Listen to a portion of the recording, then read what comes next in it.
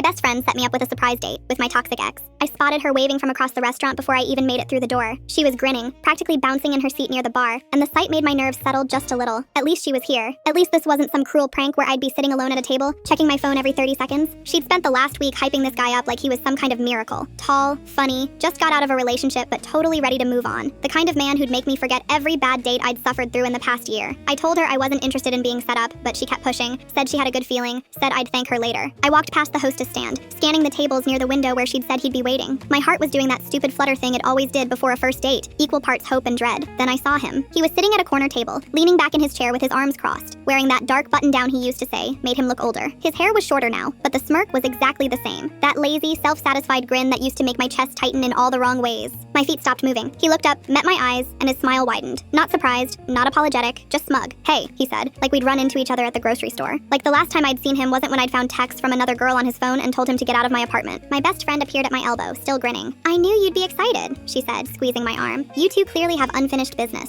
I stared at her. "Are you serious right now?" She laughed, light and breezy, like this was all part of some grand romantic plan. "Come on, just sit down and talk. You'll thank me later." "I'm not sitting down." He leaned forward, resting his elbows on the table. "Don't be like that. It's been a year. We were good together. We were never good together. You're still mad." He said it like an observation, not an apology. "I get it, but I've changed. I wanted to see you again." And when I mentioned it to her, she thought it was a great idea. I turned to my friend, my voice dropping. "You knew it was him?" She shrugged, still smiling. "I thought maybe if you saw him again you'd realize..." "Realize what? That he's still a liar?" The hostess was staring now. A couple at the next table had stopped talking. He just sat there, waiting, like he knew I'd eventually sit down and let him explain. Like I'd always been the one who gave in. I grabbed the wine glass sitting in front of his empty plate. "Whoa, hey," I poured it straight into his lap. He shot up, cursing, wine spreading across his jeans in a dark stain. My friend gasped, but I didn't look at her. I kept my eyes on him. "I'd rather die single than recycle garbage," I said. Then I turned and walked out, my hands shaking so hard I had to shove them in my pockets. The cold air hit me the second I pushed through the door, and I didn't stop moving until I was halfway down the block. My phone buzzed once, twice, 3 times. I didn't look. I kept walking until my legs started to ache, until the restaurant was blocks behind me and the noise of the street faded into something manageable. My phone wouldn't stop buzzing. I pulled it out finally, just to silence it, and saw her name lighting up the screen over and over. Please just let me explain. Full story on my channel below.